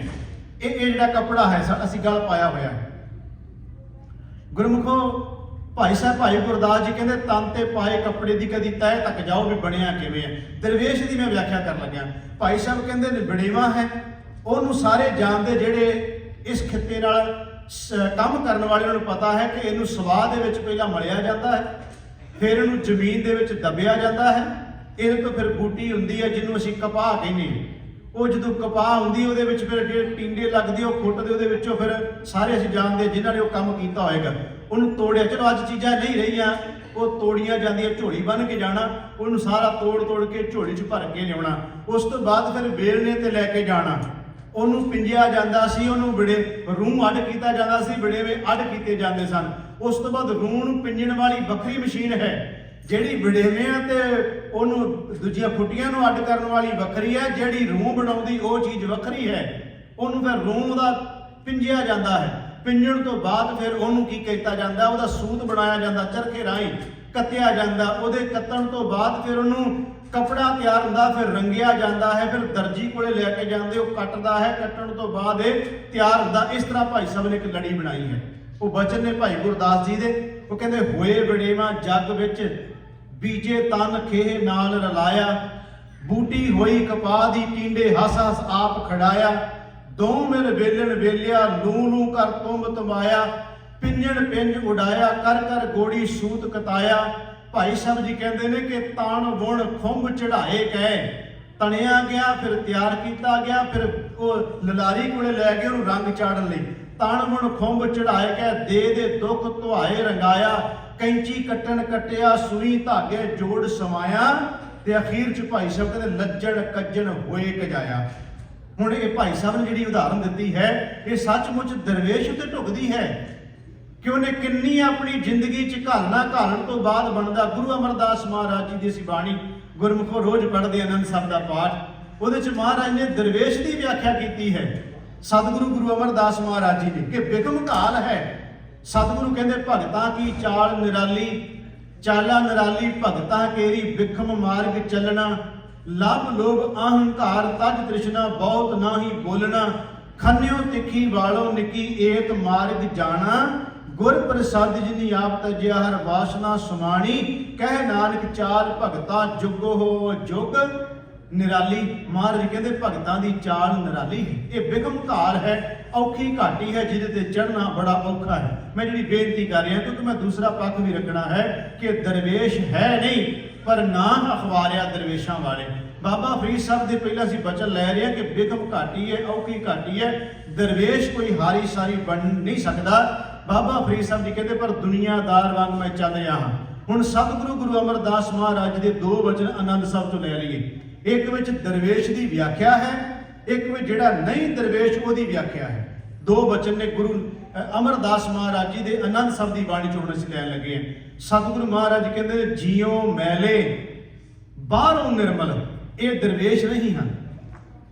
ਇਹ ਉਹਨੇ ਜਿਹਨੂੰ ਬਾਬਾ ਫਰੀਦ ਸਾਹਿਬ ਜੀ ਕਹਿੰਦੇ ਨੇ ਕਿ ਬੰਨ ਉਠਾਈ ਪੋਟਲੀ ਕਿੱਥੇ ਵੰਝਾਂ ਘੱਤ। ਮੈਂ ਇਹ ਦੁਨੀਆਦਾਰੀ ਵਾਲੀ ਪੋਟਲੀ ਬੰਨ ਬੈਠਾ। ਯਾਦ ਰੱਖਿਓ ਜੀ, ਜਦੋਂ ਬੰਦੇ ਦੀ ਵਾਵਾ ਵਾਵਾ ਹੋਣ ਲੱਗ ਪਏ ਨਾ, ਉਹ ਪੰਡ ਵੀ ਨਹੀਂ ਸੁੱਟੀ ਜਾਂਦੀ ਬੰਦੇ ਤੋਂ। ਜਿਹੜੀ ਬਾਬਾ ਫਰੀਦ ਸਾਹਿਬ ਕਹਿ ਰਹੇ ਨੇ ਕਿ ਪੰਡ ਚੁੱਕ ਲਈ ਸੁੱਟਾਂ ਕਿੱਥੇ ਹੁਣ। ਉਹ ਜਦੋਂ ਚਾਰ ਕੁ ਬੰਦੇ ਵਾਵਾ ਵਾਵਾ ਕਰਨ ਲੱਗ ਪੈਣ, ਚਾਰ ਕੁ ਚੇਲੇ ਨਾਲ ਬਣ ਜਾਣ ਤੇ ਬਾਬਾ ਬਾਬਾ ਜੀ ਹੋਣ ਲੱਗ ਪਏ ਤੇ ਹੋਵੇ ਅਸਲ ਚੋਂ ਨਾ ਸਿਰਫ ਵਾਵਾ ਵਾਵਾ ਹੁੰਦੀ ਹੋਵੇ ਤੇ ਜੇ ਉਹਨੂੰ ਕੋਈ ਬੰਦਾ ਕੋਈ ਸਮਝਾਵੇ ਵੀ ਹੈ ਕੋਈ ਇਹੋ ਜਿਹਾ ਨਹੀਂ ਪਰ ਘੱਟੋ ਘੱਟ ਪਖੰਡ ਤੇ ਛੱਡ, ਉਹ ਕੀ ਕਹਿੰਦਾ ਕੀ ਕਰਾਂ ਹੁਣ ਛੱਜ ਵੱਜ ਗਿਆ ਨਾਲ, ਹੁਣ ਜਾਵਾਂ ਕਿੱਧਰ। ਇਹ ਗੁਰੂ ਬਾਣੀ 'ਚ ਬਚਨ ਆਉਂਦਾ ਹੈ ਚੂਹਾ ਖੱਡ ਨਾ ਮਾਵਈ ਤਿੱਕਲ ਬੰਨੈ ਛੱਜ। ਮਹਾਰਾਜ ਕਹਿੰਦੇ ਇੱਕ ਤਾਂ ਹੈ ਖੁੱਡ ਦੇ ਵਿੱਚ ਵੜਨਾ ਔਖਾ, ਦੂਸਰਾ ਚੂਹੇ ਦੇ ਲੱਕ ਨਾਲ ਛੱਜ ਬੰਨ੍ਹਦੇ ਹੋ ਤੇ ਕਿੱਥੇ ਖੁੱਡ 'ਚ ਵੜੇਗਾ। ਉਹ ਬਚਨ ਇੱਥੋਂ ਸ਼ੁਰੂ ਹੁੰਦਾ ਗੁਰੂ ਨਾਨਕ ਸਾਹਿਬ ਦਾ ਕਿ ਕੁੱਲਾਂ ਦਿੰਦੇ ਬਾਵਲੇ ਲੈਂਦੇ ਵੱਡੇ ਨਲੱਜ। ਮੈਂ ਅੱਗੇ ਵੀ ਕਈ ਵਾਰ ਕਿਹਾ ਸੀ ਕਿ ਗੁਰੂ ਗ੍ਰੰਥ ਸਾਹਿਬ ਦੇ ਕੁਝ ਸ਼ਬਦ ਹੁੰਦੇ ਆ ਜਿਹੜੇ ਅਸੀਂ ਬੋਲਣ ਤੋਂ ਸੰਕੋਚ ਵੀ ਕਰਦੇ ਆ, ਤਾਂ ਕਰ ਜਾਂਦੇ ਆ ਵੀ ਅਜੇ ਸੁਰਤ ਇੰਨੀ ਉੱਚੀ ਨਹੀਂ ਹੋਈ ਹੁੰਦੀ ਤਾਂ ਕਿ ਕੋਈ ਇਹ ਨਾ ਸਮਝ ਲੈ ਵੀ ਬਾਬਾ ਤੇ ਬੜੀ ਸਖਤ ਕਥਾ ਕਰਨ ਲੱਗ ਪਿਆ। ਹੁਣ ਨਲੱਜ ਕਿਹਨੂੰ ਕਹਿੰਦੇ ਆ? ਜੇ ਸਿੱਧੇ ਸ਼ਬਦਾਂ 'ਚ ਪੰਜਾਬੀ ਠੇਠ ਬੋਲਣੀ ਹੋਵੇ ਤੇ ਠੇਠ ਬੋਲੀ 'ਚ ਕਹਿੰਦੇ ਤੈਨੂੰ ਸ਼ਰਮ ਆਉਣੀ ਚਾਹੀਦੀ ਹੈ। ਠੇਠ ਬੋਲੀ ਤੇ ਇਹੀ ਹੈ, ਪਰ ਆਪਾਂ ਲਾਜ ਸ਼ਬਦ ਕਹਿ ਲਈਏ ਬੰਦਾ ਗੁੱਸਾ ਨਹੀਂ ਕਰਦਾ। ਕਿਸੇ ਨੂੰ ਕਹੋ ਤੈਨੂੰ ਲੱਜਾ ਆਉਣੀ ਚਾਹੀਦੀ ਹੈ, ਇੰਨਾ ਨਹੀਂ ਗੁੱਸਾ ਕਰੇਗਾ। ਉਹਨੂੰ ਕਹੋ ਤੈਨੂੰ ਸ਼ਰਮ ਆਉਣੀ ਚਾਹੀਦੀ ਹੈ, ਉਹ ਗੁੱਸਾ ਕਰ ਲੇਗਾ ਵੀ ਬੜੀ ਸਖਤ ਗੱਲ ਕਹੀ। ਗੱਲ ਇੱਕ ਹੀ ਹੈ ਵੈਸੇ। ਉਹ ਮਹਾਰਾਜ ਕਹਿੰਦੇ ਕੁੱਲਾਂ ਦਿੰਦੇ ਬਾਵਲੇ, ਬਾਵਲੇ ਬਣੇ ਉਹਦਾ ਝੱਲੇ। ਮਹਾਰਾਜ ਕਹਿੰਦੇ ਆਪਣੇ ਤੋਂ ਦੂਸਰੇ ਨੂੰ ਗੱਦੀ ਦੇ ਰਿਹਾ ਹੈ ਬਾਬਾ, ਦੂਜੇ ਨੂੰ ਦੇ ਰਿਹਾ ਹੈ, ਆਪਣੀ ਦਸਤਾਰ ਦੂਜੇ ਨੂੰ ਦੇ ਰਿਹਾ ਹੈ। ਮਹਾਰਾਜ ਕਹਿੰਦੇ ਜਿਹੜੇ ਦੇ ਰਿਹਾ ਉਹ ਝੱਲਾ ਹੈ, ਪਾਗਲ ਹੈ, ਤੇ ਜਿਹੜਾ ਲੈ ਰਿਹਾ ਉਹ ਬੜੇ ਵੱਡਾ ਸ਼ਰਮ ਹੈ। ਬੇਸ਼ਰਮ ਕਿਹਾ ਉਹਨੂੰ ਮਹਾਰਾਜ ਨੇ ਬਾਣੀ ਚੋਂ ਕਹਿ ਰਿਹਾ, ਕੋਲੋਂ ਨਹੀਂ ਕਹਿ ਰਿਹਾ। ਕੁੱਲਾਂ ਦਿੰਦੇ ਬਾਵਲੇ, ਉਹ ਪੱਗਾਂ ਲੈਣ ਵਾਲੇ ਵੀ ਝੱਲੇ ਤੇ ਲੈਂਦੇ ਵੱਡੇ ਨਿਲੱਜ। ਮਹਾਰਾਜ ਕਹਿੰਦੇ ਬੇਸ਼ਰਮ ਅੱਗੋਂ ਜਿਹੜੇ ਹੈ ਸੰਤ ਨਹੀਂ, ਹੈ ਦਰਵੇਸ਼ ਨਹੀਂ, ਪਰ ਢੌਂਗ ਰਚਾਉਂਦੇ ਨੇ ਦਰਵੇਸ਼ ਹੋਣ ਦਾ। ਮਹਾਰਾਜ ਕਹਿੰਦੇ ਵੱਡੇ ਬੇਸ਼ਰਮ ਨੇ ਜਿਹੜੇ ਉਹ ਕੋਈ ਚਲਾ ਰਹੇ ਨੇ ਉਸ ਚੀਜ਼ ਨੂੰ। ਕੁੱਲਾਂ ਦਿੰਦੇ ਬਾਵਲੇ ਲੈਂਦੇ ਵੱਡੇ ਨਿਲੱਜ, ਚੂਹਾ ਖੱਡ ਨਾ ਮਾਵਈ। ਮਹਾਰਾਜ ਕਹਿੰਦੇ ਹੈ ਚੂਹਾ ਖੱਡ ਤੇ ਵੜ ਨਹੀਂ ਸਕਦਾ, ਤਿੱਕਲ ਬੰਨੈ ਛੱਜ। ਉਹ ਲੱਕ ਨਾਲ ਛੱਜ ਬੰਨ ਕੇ ਤੁਰ ਪਿਆ। ਇਹਦਾ ਮਤਲਬ ਹੋ ਗਿਆ ਕਿ ਉਹ ਲੋਕ ਜਿਹੜੇ ਹੈ ਅਸਲ ਵਿੱਚ ਨਹੀਂ, ਪਰ ਉਹ ਆਪਣਾ ਢੌਂਗ ਬਣਾ ਕੇ ਤੁਰ ਪਏ ਨੇ। ਹੁਣ ਲੋਕੀ ਜਦੋਂ ਵਾਵਾ ਵਾਵਾ ਕਰਨ ਲੱਗ ਪਏ, ਛੱਡਣ ਨੂੰ ਜੀ ਨਹੀਂ ਕਰਦਾ ਵੀ ਬੱਲੇ ਬੱਲੇ ਹੁੰਦੀ ਵੇ ਛੱਡਾਂ ਮੈਂ ਕਿਵੇਂ। ਸਤਿਗੁਰੂ ਗੁਰੂ ਅਮਰਦਾਸ ਮਹਾਰਾਜ ਜੀ ਕਹਿ ਰਹੇ ਨੇ ਕਿ ਉਹਨਾਂ ਦੀ ਹਾਲਤ ਪਤਾ ਕੀ ਹੈ? ਜੀਓ ਮੈਲੇ ਬਾਹਰੋਂ ਨਿਰਮਲ। ਬਾਹਰ ਬੜਾ ਵੱਡਾ ਸੋਹਣਾ ਵਿਖਾਵਾ ਹੋਏਗਾ ਪਰ ਜੀਓ ਮੈਲੇ ਨੇ, ਉਹ ਦਰਵੇਸ਼ ਨਹੀਂ ਹੋ ਸਕਦਾ। ਜੀਓ ਮੈਲੇ ਬਾਹਰੋਂ ਨਿਰਮਲ, ਬਾਹਰੋਂ ਨਿਰਮਲ ਜੀਓ ਤਾਂ ਮੈਲੇ ਤਿਨੀ ਜਨਮ ਜੂਏ ਹਾਰਿਆ। ਉਹਨੇ ਤੇ ਆਪਣਾ ਜਨਮ ਹੀ ਜੂਏ ਵਿੱਚ ਹਾਰ ਦਿੱਤਾ ਹੈ। ਜੀਓ ਮੈਲੇ ਬਾਹਰੋਂ ਨਿਰਮਲ, ਬਾਹਰੋਂ ਨਿਰਮਲ ਜੀਓ ਤਾਂ ਮੈਲੇ ਤਿਨੀ ਜਨਮ ਜੂਏ ਹਾਰਿਆ। ਇਹ ਤਿਸ਼ਨਾ ਵੱਡਾ ਰੋਗ ਲੱਗਾ ਮਰਨ ਮਨੋ ਵਿਸਾਰਿਆ। ਵੇਦਾਂ ਮੈਂ ਨਾਮ ਤੁਮ ਸੋ ਸੁਣੇ ਨਾਹੀ। ਮਹਾਰਾਜ ਕਹਿੰਦੇ ਧਾਰਮਿਕ ਗ੍ਰੰਥਾਂ ਵਿੱਚ ਜਿਹੜੀ ਉੱਚੀ ਵਿਚਾਰ ਰੱਖੀ ਉਹਨੂੰ ਤਾਂ ਸੁਣਦਾ ਕੋਈ ਨਹੀਂ ਤੇ ਕੀ ਕਰਦਾ ਫਿਰੇ ਜੋ ਬੇਤਾਲਿਆ, ਉਹ ਤਾਲ ਤੋਂ ਖੁੱਜਾ ਹੋਇਆ ਤੁਰਿਆ ਫਿਰਦਾ ਹੈ। ਦੂਸਰੀ ਪੰਕਤੀ ਵਿੱਚ, ਦੂਸਰੇ ਬੰਦ ਵਿੱਚ ਮਹਾਰਾਜ ਕੀ ਕਹਿ ਰਹੇ ਗੁਰੂ ਅਮਰਦਾਸ? ਉਹਦੇ ਵਿੱਚ ਹੁਣ ਪੂਰਨ ਦਰਵੇਸ਼ ਦੀ ਵਿਆਖਿਆ ਅਗਲੇ ਪਹਿਰੇ ਵਿੱਚ। ਉੱਥੇ ਮਹਾਰਾਜ ਕਹਿੰਦੇ ਜੀਓ ਨਿਰਮਲ ਬਾਹਰੋਂ ਨਿਰਮਲ। ਹੁਣ ਉਹ ਅੰਦਰੋਂ ਤੇ ਬਾਹਰੋਂ ਨਿਰਮਲ, ਇਹ ਦਰਵੇਸ਼ ਹੈ। ਜੀਹੋ ਨਿਰਮਲ ਬਾਹਰੋਂ ਨਿਰਮਲ, ਬਾਹਰੋਂ ਤਾਂ ਨਿਰਮਲ ਜੀਹੋ ਨਿਰਮਲ। ਸਤਿਗੁਰ ਤੇ ਕਰਨੀ ਕਮਾਣੀ ਕੂੜ ਕੀ ਸੋਏ। ਸੋਏ ਮੈਨ ਦਾ ਖਬਰ, ਉਹ ਆਪਣੇ ਹਿਰਦੇ ਤੱਕ ਝੂਠ ਦੀ ਖਬਰ ਵੀ ਨਹੀਂ ਜਾਣ ਦਿੰਦਾ। ਕੂੜ ਕੀ ਸੋਏ ਪਹੁੰਚੇ ਨਾਹੀ, ਮਨਸਾ ਸੱਚ ਸੁਮਾਣੀ। ਜਨਮ ਰਤਨ ਜਿਨ ਖਟਿਆ ਭਲੇ ਸੇਵਨ ਜਾਰੇ।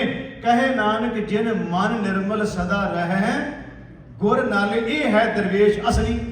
ਮਹਾਰਾਜ ਬਾਬਾ ਫਰੀਦ ਸਾਹਿਬ ਕਹਿ ਰਹੇ ਨੇ, ਕਹਿੰਦੇ ਉਹ ਦਰਵੇਸ਼ ਹੈ ਜਿਹੜਾ ਅਸਲੀ ਨਹੀਂ, ਨਕਲ ਕਰਦਾ ਪਿਆ। ਦਰਵੇਸ਼ ਦੀ ਘਾਲਣਾ ਬੜੀ ਔਖੀ ਹੈ, ਬਿਕਮ ਘਾਟੀ ਹੈ, ਇਹਦੇ ਤੇ ਹਰੇਕ ਬੰਦਾ ਚੜ੍ਹ ਨਹੀਂ ਸਕਦਾ। ਜੋ ਮੈਂ ਬੇਨਤੀ ਹੁਣ ਕਰਨ ਲੱਗਾ ਕਿ ਦਰਵੇਸ਼ ਨਹੀਂ ਪਰ ਬਣੇ ਫਿਰਦੇ ਨੇ, ਉਹਨੂੰ ਸਤਿਗੁਰੂ ਗੁਰੂ ਨਾਨਕ ਸੱਚੇ ਪਾਤਸ਼ਾਹ ਮਹਾਰਾਜ ਕਹਿੰਦੇ ਨੇ ਪੜ੍ਹ ਪੁਸਤਕ ਸੰਧਿਆ ਬਾਦਨ। ਹੁਣ ਮੈਂ ਥੋੜਾ ਜਿਹਾ ਬੋਲਣ ਲੱਗਾ ਵੀ ਦਰਵੇਸ਼ ਬਾਹਰੋਂ ਕੇਵਲ ਲਿਬਾਸ ਹੈ ਪਰ ਹੈ ਫਕੀਰ ਨਹੀਂ, ਹੈ ਸਾਧ ਨਹੀਂ, ਹੈ ਸੰਤ ਨਹੀਂ, ਹੈ ਬਾਬਾ ਨਹੀਂ, ਹੈ ਦਰਵੇਸ਼ ਨਹੀਂ, ਪਰ ਲਿਬਾਸ ਬਣਾ ਕੇ ਬੈਠਾ ਹੈ। ਹੁਣ ਸਤਿਗੁਰੂ ਮਹਾਰਾਜ ਜੀ ਕਹਿ ਰਹੇ ਨੇ ਕਿ ਪੜ੍ਹ ਪੁਸਤਕ ਸੰਧਿਆ ਬਾਦਨ, ਸਲ ਪੂਜਿਸ ਬਗਲ ਸਮਾਦਨ। ਮੁਖ ਝੂਠ ਵਿਭੂਖਣ ਸਾਰੰਗ, ਤ੍ਰੈਪਾਲ ਤੇ ਹਾਲ ਵਿਚਾਰੰ। ਗਲ ਮਾਲਾ ਤਿਲਕ ਲਲਾਟੰ, ਦੋ ਧੋਤੀ ਬਸਤਰ ਕਪਾਟੰ। ਜੇ ਜਾਨਸ ਬ੍ਰਹਮੰ ਕਰਮੰ, ਸਭ ਫੋਕਟ ਨੇਚੈ ਕਰਮੰ। ਕਹੋ ਨਾਨਕ ਨਿਹਚੋ ਧਿਆਵੈ, ਬਿਨ ਸਤਿਗੁਰ ਬਾਟ ਨਾ ਪਾਵੇ। ਇਹਦੇ ਹੁਣ ਮੈਂ ਅਰਥ ਕਰਾਂਗਾ। ਸ਼ਬਦ ਮੈਂ ਪੜ੍ਹ ਦਿੱਤਾ ਹੈ। ਮਹਾਰਾਜ ਕਹਿੰਦੇ ਨੇ ਪੜ੍ਹ ਪੁਸਤਕ ਸੰਧਿਆ ਬਾਦਨ। ਇਹਦਾ ਮਤਲਬ ਪੁਸਤਕ ਪੜ੍ਹਦਾ ਹੈ, ਧਾਰਮਿਕ ਗ੍ਰੰਥ ਪੜ੍ਹਦਾ ਹੈ, ਦਿਨੇ ਤੇ ਸ਼ਾਮ ਵੀ ਪੜ੍ਹਦਾ ਹੈ, ਪਰ ਬੈਸਾਂ ਬਵੈਸਾਂ ਵਿੱਚ ਪਿਆ ਰਹਿੰਦਾ ਹੈ। ਵੀ ਮੇਰਾ ਗ੍ਰੰਥ ਆਹ ਕਹਿੰਦਾ ਜੀ, ਮੇਰਾ ਗ੍ਰੰਥ ਆਹ ਹੈ। ਬਹਿਸ ਬਵੈਸ ਵਿੱਚ ਸਾਰਾ ਦਿਨ ਕੱਢ ਜਾਂਦਾ ਹੈ, ਸਵੇਰੇ ਸ਼ਾਮੇ ਕਰਦਾ ਜ਼ਰੂਰ ਹੈ ਪਾਠ।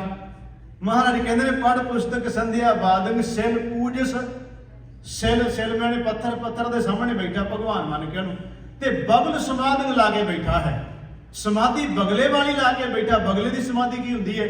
ਉਹ ਜਦੋਂ ਇੱਕ ਆਪਣਾ ਪੈਰ ਲੱਤ ਚੁੱਕਦਾ ਹੈ ਤੇ ਇਉਂ ਲੱਗਦਾ ਵੀ ਬੜੀ ਵੱਡੀ ਸਮਾਧੀ 'ਚ ਬੈਠਾ। ਸਮਾਧੀ ਨਹੀਂ, ਉਹ ਡੱਡੀ ਮੱਛੀ ਦੇ ਧਿਆਨ 'ਚ ਬੈਠਾ ਵੀ ਕਦੋਂ ਦਿਸੇ ਤੇ ਝਪਟ ਮਾਰੇ। ਇਹੀ ਹਾਲਤ ਉਹਨਾਂ ਲੋਕਾਂ ਦੀ ਹੈ। ਪੜ੍ਹ ਪੁਸਤਕ ਸੰਧਿਆ ਬਾਦਨ, ਸਲ ਪੂਜਿਸ ਬਗਲ ਸਮਾਦਨ। ਮੁਖ ਝੂਠ ਵਿਭੂਖਣ ਸਾਰੰਗ। ਵਿਭੂਖਣ ਕਹਿੰਦੇ ਗਹਿਣਿਆਂ ਨੂੰ। ਮਹਾਰਾਜ ਕਹਿੰਦੇ ਨੇ ਏਡਾ ਵੱਡਾ ਝੂਠ ਬੋਲੇਗਾ, ਸ਼ਿੰਗਾਰ ਕੇ ਬੋਲੇਗਾ ਤੇ ਹੋ ਕੀ ਰਿਹਾ ਅੱਜ? ਜਿੰਨਾ ਸੋਸ਼ਲ ਮੀਡੀਆ ਦੇ ਉੱਤੇ ਜੋ ਕੁਝ ਚੱਲਦਾ ਪਿਆ ਹੈ, ਜਿੰਨਾ ਸ਼ਿੰਗਾਰ ਕੇ ਝੂਠ ਬੋਲਿਆ ਜਾ ਰਿਹਾ ਹੈ, ਬੰਦਾ ਤੇ ਹੈਰਾਨ ਹੀ ਹੋ ਜਾਂਦਾ ਵੀ ਉਹਨੂੰ ਸੱਚ ਹੀ ਮੰਨ ਕੇ ਬੈਠ ਜਾਂਦਾ ਹੈ। ਢੌਂਗੀ ਬੰਦੇ ਵੀ ਇਸ ਢੰਗ ਨਾਲ ਢੌਂਗ ਰਚਾਉਂਦੇ ਨੇ। ਸਾਨੂੰ ਸਭ ਨੂੰ ਪਤਾ ਹੀ ਹੈ ਨਾ ਕਿਹੜੇ ਹਿਸਾਬ ਨਾਲ ਬੋਲਦੇ ਨੇ, ਕਿਸ ਤਰੀਕੇ ਨਾਲ, ਬੰਦਾ ਹੈਰਾਨ ਹੀ ਰਹਿ ਜਾਂਦਾ ਹੈ। ਮਹਾਰਾਜ ਕਹਿੰਦੇ ਨੇ ਮੁਖ ਝੂਠ ਵਿਭੂਖਣ ਸਾਰੰਗ, ਤ੍ਰੈਪਾਲ ਤੇ ਹਾਲ ਵਿਚਾਰੰ। ਤਿੰਨਾਂ ਪਦਾਂ ਵਾਲੀ ਗੈਤਰੀ ਵੀ ਦੋਵੇਂ ਟਾਈਮ ਪੜ੍ਹੀ ਜਾਂਦਾ ਹੈ। ਤੇ ਮਹਾਰਾਜ ਕਹਿੰਦੇ ਗਲ ਮਾਲਾ ਤਿਲਕ ਲਲਾਟੰ। ਗਲ ਵਿੱਚ ਮਾਲਾ ਵੀ ਪਾਈ, ਮੱਥੇ ਤੇ ਤਿਲਕ ਵੀ ਲਾਇਆ ਹੋਇਆ। ਦੋ ਧੋਤੀ ਬਸਤਰ ਕਪਾਟੰ। ਧੋਤੀਆਂ ਵੀ ਦੋ ਰੱਖੀਆਂ ਹੋਈਆਂ ਹੈ, ਭਾਵ ਕਿ ਬਸਤਰ ਦੋ ਨੇ ਰੱਖੇ ਹੋਏ ਆਪਣੇ ਕਿਰਿਆ ਕਰਮ ਕਰਨ ਦੇ ਲਈ। ਸਤਿਗੁਰੂ ਗੁਰੂ ਨਾਨਕ ਦੇਵ ਸੱਚੇ ਪਾਤਸ਼ਾਹ ਮਹਾਰਾਜ ਜੀ ਕਹਿੰਦੇ ਨੇ ਕਿ ਦੋ ਧੋਤੀ ਬਸਤਰ ਕਪਾਟੰ, ਪਰ ਜੇ ਜਾਨਸ ਬ੍ਰਹਮੰ ਕਰਮੰ। ਜਿਹਨੂੰ ਬ੍ਰਹਮ ਦੀ ਵਿਚਾਰ ਦਾ ਪਤਾ ਲੱਗ ਜਾਏ ਨਾ, ਫਿਰ ਸਭ ਫੋਕਟ ਨੇਚਿਆ ਕਰਮ ਨੂੰ ਪਤਾ ਲੱਗ ਜਾਏਗਾ, ਸਭ ਕੁਝ ਫੋਕਟ ਹੋ ਰਿਹਾ ਹੈ। ਇਹਨਾਂ ਕਰਮ ਕਾਂਡਾਂ ਵਿੱਚੋਂ ਬਾਹਰ ਨਿਕਲਣ ਦੀ ਲੋੜ ਹੈ ਜਿਨ੍ਹਾਂ 'ਚ ਬੰਦਾ ਫਸਿਆ ਪਿਆ ਹੈ। ਹੁਣ ਮਹਾਰਾਜ ਕਹਿੰਦੇ ਹੈ ਨਹੀਂ ਪਰ ਨਕਲ ਬਣਾ ਕੇ ਬੈਠਾ ਹੈ। ਜਿਹਨੂੰ ਸਤਿਗੁਰੂ ਗੁਰੂ ਅਮਰਦਾਸ ਮਹਾਰਾਜ ਜੀ ਨੇ ਕਿਹਾ ਕਿ ਦਰਵੇਸ਼ੀ ਕੋ ਜਾਣ ਸੀ ਵਿਰਲਾ ਕੋ ਦਰਵੇਸ਼। ਜੇ ਘਰ ਘਰ ਹੰਡਾ ਮੰਗਦਾ, ਉਹ ਕਾਹਦਾ ਤੂੰ ਦਰਵੇਸ਼ ਹੋਏ? ਜੇ ਦੁਨੀਆ ਦੇ ਲੋਕਾਂ ਦੇ ਘਰਾਂ ਵਿੱਚ ਜਾ ਜਾ ਕੇ ਮੰਗਦਾ ਫਿਰਦਾ ਟੁੱਕੜ, ਕਾਹਦਾ ਤੂੰ ਦਰਵੇਸ਼ ਹੈ? ਮੈਂ ਕੋਲੋਂ ਨਹੀਂ ਕਹਿ ਰਿਹਾ। ਤੂੰ ਸੰਤ ਕਾਹਦਾ, ਫਕੀਰ ਕਾਹਦਾ, ਸਾਧ ਕਾਹਦਾ, ਬਾਬਾ ਕਾਹਦਾ ਹੈ? ਜੇ ਦੁਨੀਆਦਾਰ ਵਾਂਗ ਤੂੰ ਵੀ ਮੰਗਤਾ ਬਣਿਆ ਬੈਠਾ, ਕਾਹਦੇ ਵਾਸਤੇ ਲਿਬਾਸ ਬਣਾਈ ਬੈਠਾ ਹੈ? ਮਹਾਰਾਜ ਕਹਿ ਰਹੇ ਗੁਰੂ ਅਮਰਦਾਸ ਜੀ, ਦਰਵੇਸ਼ੀ ਕੋ ਜਾਣ ਸੀ ਵਿਰਲਾ ਕੋ ਦਰਵੇਸ਼।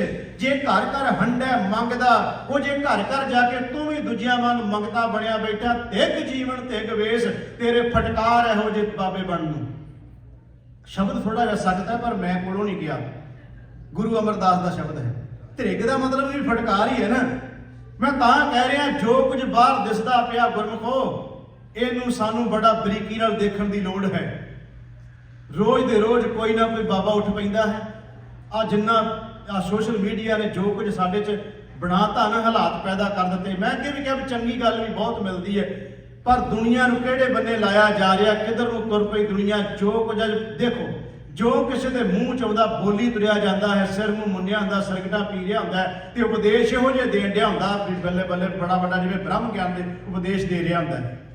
ਪੀਣੀਆਂ ਤੋਂ ਸਿਰਗਟਾਂ, ਪੀਣੇ ਤੋਂ ਤੰਬਾਕੂ, ਤੇ ਉਪਦੇਸ਼ ਏਡੇ ਏਡੇ ਵੱਡੇ ਦੇ ਕੇ ਲੋਕ ਮੁਲਕ ਇਕੱਠੇ ਕੀਤੇ ਹੋਏ ਆ ਤੇ ਸਾਡੇ ਮਹਾਰਾਜ ਜੀ, ਸਾਡੇ ਬਾਬਾ ਜੀ, ਸਾਡੇ ਫਲਾਣੇ ਜੀ। ਮਹਾਰਾਜ ਕਹਿੰਦੇ ਉਹ ਕਾਹਦਾ? ਦਰਵੇਸ਼ ਉਹ ਹੈ ਜਿਹਦੇ ਮੈਂ ਪਹਿਲਾਂ ਜ਼ਿਕਰ ਕਰਕੇ ਗਿਆ ਹਾਂ ਕਿ ਜਿਹਨੂੰ ਪਰਵਾਹ ਨਹੀਂ ਕਿਸੇ ਗੱਲ ਦੀ।